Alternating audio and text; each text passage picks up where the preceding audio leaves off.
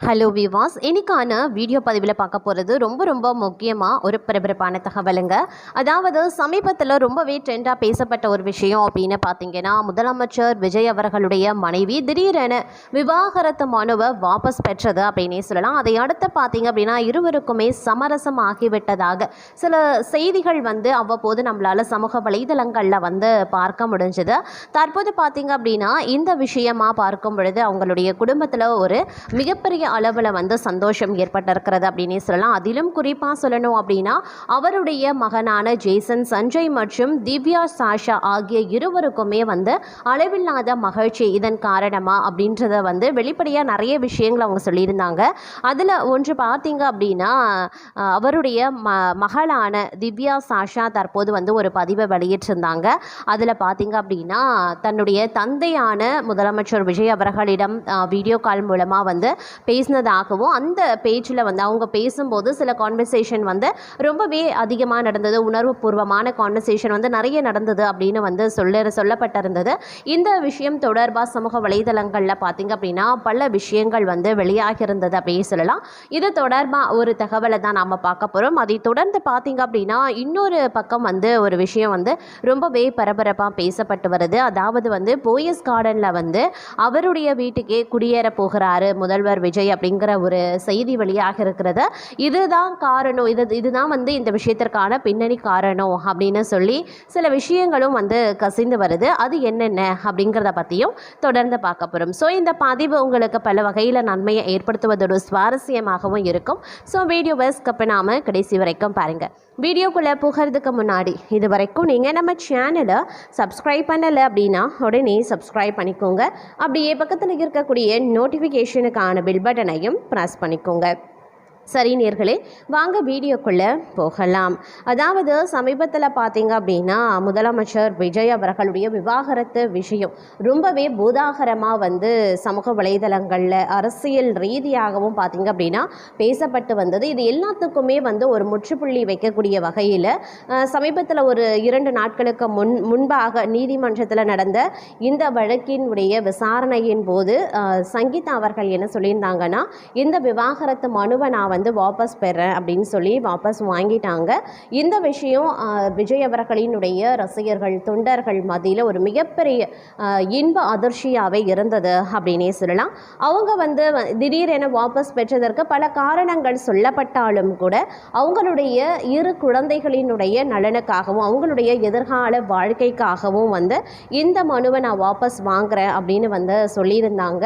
அதற்கு பிறகு பார்த்தீங்க அப்படின்னா அவங்க கிட்டேயும் சரி விஜய் அவர்கள் இடமும் சரி குடும்பத்தார் நிறைய பேச்சுவார்த்தைகளை நடத்தியிருக்காங்க.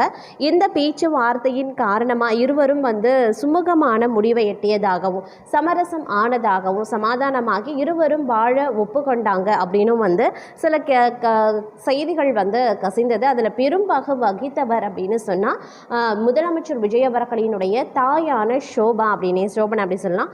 அவங்க தான் ரொம்பவே இதுக்காக மெனக்கட்டு விஜய் அவர்களிடத்துலையும் சரி சங்கீதா அவர்களிடத்துலையும் சரி பலமுறை பலகட்ட பேச்சுவார்த்தைகளை நடத்தியிருக்காங்க. அதன் விளைவாக சங்கீதா அவர்கள் மனது மாறி தன்னுடைய குழந்தைகளினுடைய எதிர்காலத்தையும் மனதில் வச்சு இந்த விவாகரத்தை அவங்க வாபஸ் வாங்கியிருக்கிறதாக சொல்லப்பட்டது. ஏதோ ஒரு காரணம் இருந்தாலும் கூட அவங்க வாபஸ் வாங்கிட்டாங்க, மறுபடியும் விஜய் அவர்களோடு இணைந்து வாழ போகிறாங்க அப்படின்ற செய்தி ரொம்பவே பரபரத்திருக்கக்கூடிய சூழ்நிலையில் இந்த சூழ்நிலையில் அவருடைய மகளான திவ்யா சாஷா தன்னுடைய தந்தைக்கு வீடியோ கால் பண்ணி பேசியிருக்காங்க. அதாவது அவங்க பேசும்போது நிறைய உணர்வுபூர்வமான விஷயங்களை பகிர்ந்து பேசியிருந்தாங்களாம். அதில் இனிமே உங்களையும் அம்மாவையும் பிரிக்க யாராலையும் முடியாது அப்படின்னு சொல்லியிருக்காங்க. நீங்கள் 2 பேருமே இணைந்து வாழறது அப்படிங்கிறதுல யாருக்கு மகிழ்ச்சியோ எங்களுக்கு அளவில்லாத மகிழ்ச்சி. எங்களுக்காக நீங்கள் இந்த ஒரு முடிவை எடுத்ததை நினைக்கும் போதே எங்களுக்கு ரொம்பவே பெருமையாக இருக்குது. உங்களை பெருமைப்படுத்தக்கூடிய வகையில் நானும் அண்ணனும் கண்டிப்பாக இந்த சமுதாயத்தில் ஒரு நல்லா வாழ்ந்து காட்டுவோம், நல்ல பெருமையை நான் உங்களுக்கு சேர்த்து கொடுப்போம் அப்படின்னு சொல்லியிருந்தாங்க. அது மட்டும் இல்லாமல் நீங்கள் இருவரும் சேர்ந்து வாழ்வதை நாங்கள் கண்டிப்பாக பார்க்கணும், நம்ம எல்லாருமே ஒரே வீட்டில் பழைய மாதிரி ரொம்பவே சந்தோஷமாக வாழணும் அப்படின்னு அந்த வீடியோ காலில் அவருடைய மகளான திவ்யா சாஷா பேசியிருக்கிறாங்க. கண்ணீர் மல்க அவங்க பேசின சில விஷயங்கள் பார்த்தீங்க அப்படின்னா ரொம்பவே இணையத்தில் படு வேகமாக வைரலாகி வந்துட்டுருக்கு. இந்த விஷயம் அவங்களுடைய குடும்பத்தார் மத்தியிலையும் சரி, அவருடைய தாயான சங்கீதா அவர்களுக்கும் சரி ரொம்பவே ஒரு நிகழ்ச்சியை ஏற்படுத்தி இருந்தது அப்படின்னே சொல்லலாம். இது ஒரு புறம் அவங்களுடைய குடும்பம் சூழ்நிலையாக நடந்து கொண்டு இருக்கும் பொழுது, மற்றொரு புறமும் பார்த்திங்க அப்படின்னா எவ்வளவு பெரிய விமர்சனங்கள் வந்தாலும் அதை பற்றி பேசாமல் அமைதியாக கடந்து செல்லக்கூடிய இரும்பு போன்ற மனநிலையை விஜய் வளர்த்து கொண்டிருக்காரு அப்படின்னு தான் சொல்லணும். செய்தியாளர்களை நேரடியாக சந்தித்தா சங்கடமான கேள்விகளுக்கு பதிலளிக்க வேண்டியிருக்கும். அப்படிங்கிறதுனால பிரதமர் மோடி அவர்களைப் போலவே விஜயும் செய்தியாளர் சந்திப்புகளை தவிர்க்கக்கூடிய பாணியை பின்பற்றுகிறார் அப்படின்னு குற்றவியல் வழக்கறிஞர் தமிழ்வேந்தன் கருத்து தெரிவித்திருந்தார்.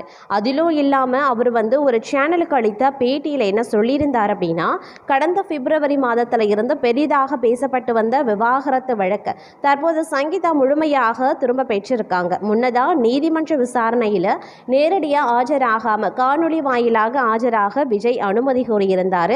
இந்த விவகாரத்தில் இரண்டு தரப்பினரையும் மீண்டும் இணைப்பதில் அவர்களது மகன் சஞ்சயின் பங்கு மிக முக்கியமானது அப்படின்னே சொல்லலாம். சஞ்சயின் சமீபத்திய நேர்காணலும் அவர் மேற்கொண்ட பேச்சுவார்த்தைகளுமே குடும்பம் மீண்டும் இணைவதை சாத்தியமாக்கியிருக்கிறது. சங்கீதாவுக்கு எந்தவிதமான பண தேவையும் கிடையாது. அவர் லண்டனில் புகழ்பெற்ற தொழிலதிபரின் மகள் ஆவாங்க. அதனால் தற்போது இரண்டு குடும்பத்தினரும் சுமூகமாக பேசி மீண்டும் இணைந்து வாழ முடிவெடுத்திருக்காங்க. விஜய் முதலமைச்சராக பொறுப்பேற்றிருக்கக்கூடிய நிலையில் அவருக்கு குடும்பத்தின் ஆதரவும் பாதுகாப்பும் இப்போதைய சூழ்நிலையில் மிகவும் அவசியமாகிறது.